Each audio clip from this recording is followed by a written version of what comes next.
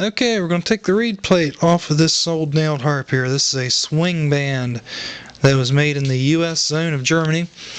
So that would put it sometime around 1945, 46, 47, somewhere around in there, just right after World War II. This harp, U.S. zone, Hohner was in the U.S. zone, so it might be a Hohner.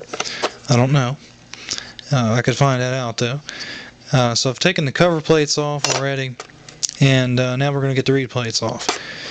Now, if you look at your harp, marine band, or whatever it is, you'll notice that the wood on the corners here, on the back corners, will jut out just a little bit farther than the reed plate.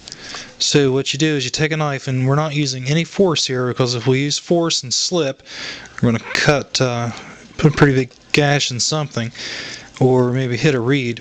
And the blow side is the one you've really got to be careful on anyway, because the reeds are inside. But we're got to draw here because I've already taken the blow off. Okay, so back to this corner. We're going to just try to wedge it in there. We're not forcing anything. We're just going to try to wedge it in there. Just try to get the knife wedged in there. There we go. Not using much force at all. So all we're doing is we're taking the knife and just using it as a wedge, just right along the edge of it. We're not going too far in, because all we want to do is loosen it. Now on the, let's stick it back in there. We're going to go down the edge, again, keeping fingers well out of the way. We're going to go down the edge again, and start maybe over on this side. Just get this loosened up, and that's all we're going to do. And then we'll take it and trail along the end here. We're not going very deeply in, because when you get on that blow side and you get your knife into right about here, then you're going to snag that blow reed. So let's see, it's still a little tight in the middle. So we're gonna, in the middle, there we go. Okay, now we got this pair of wire cutters. I use them to pull nails out of harmonicas. So now push down a little bit just to get under. It'll lift the nail up. Drop it into something where you won't lose it.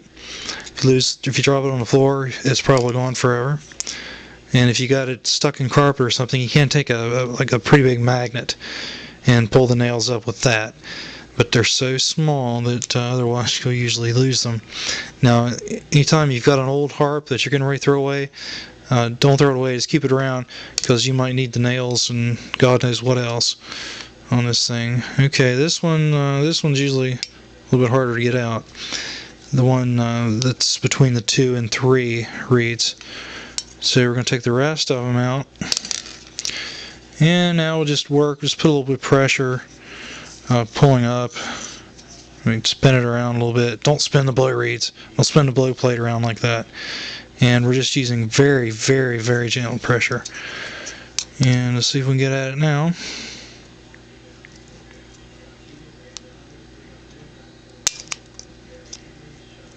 There we go.